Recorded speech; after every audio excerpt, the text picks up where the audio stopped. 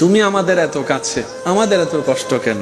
তুমি আমাদের এত কাছে, আমাদের এত দুঃখ কেন?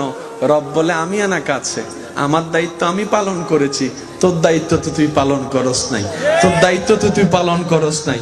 আমি তো কাছে নিজ দয়ায় তোর উপর করে আমি নিজে থেকে কাছে রইলাম, আমার রহমতকে কাছে করে দিলাম, কিন্তু তুই বান্দা তো আমার কাছে থাকলি না, আমার কাছে থাকলি না। তোকে যতবারই দেখেছি, সিনেমার কাছে দেখেছি, গানের কাছে দেখেছি, নেশার কাছে দেখেছি। আওয়াজ ছোট হয়ে যাচ্ছে কিন্তু আওয়াজ দিতে হবে, আওয়াজ দিতে হবে।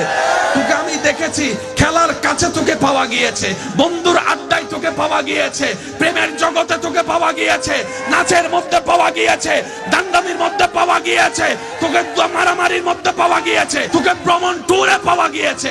হাইয়া আলাস সালার সময় তোকে আমি দেখতে পাই নাই, হাইয়া আলাল ফালা দিয়ে ডাকার পরও তোকে দেখতে পাই নাই, লা ইলাহা ইল্লাল্লাহ জিকিরের মধ্যে তোকে দেখতে পাই নাই। বান্দারে আমি কাছে ছিলাম, তুই দূরে ছিলি। এবার বলেন ফেঁস লাগাইছে আল্লাহ না নবী? শান্তি না পাওয়ার জন্য দোষী কারা? সুখ না পাওয়ার জন্য দোষী কারা?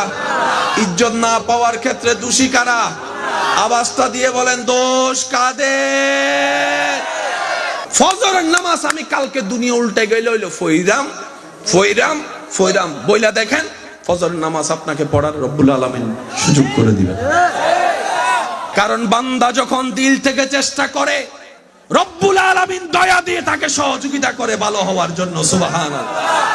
আপনি যদি এখন বিশ্বাস করেন আল্লাহর উপর ভরসা রেখে, একদিন আমি কোটিপতি হব হব হব, আপনি কোটিপতি না হইলেও লাখপতি হইবেন। সেদিন আমাদের টিচার আমাদেরকে বলতেন, এসএসসি পরীক্ষা দেওয়ার আগে বললেন, গোল্ডেন এ প্লাস না পাইলো গোল্ডেন এ প্লাস পাওয়ার স্বপ্ন দেখো, গোল্ডেন এ প্লাস না পাইলো অন্তত এ গ্রেড হইলো তো। যুবকরা একটু আওয়াজ দেন না রে ভাই। আপনি যদি টার্গেট করেন 10 তলায় যাবেন, না পারলে অন্তত 7 তলা হইলে যাবেন তো। আর আপনার টার্গেট থাকে যদি 2 তলা, বুঝতে পারছি? বর্ষাটা কার উপর? স্বপ্ন দেখবেন আল্লাহর উপর ভরসা করে, টার্গেটও করবেন বড়, পৌঁছায় দিবেন কে?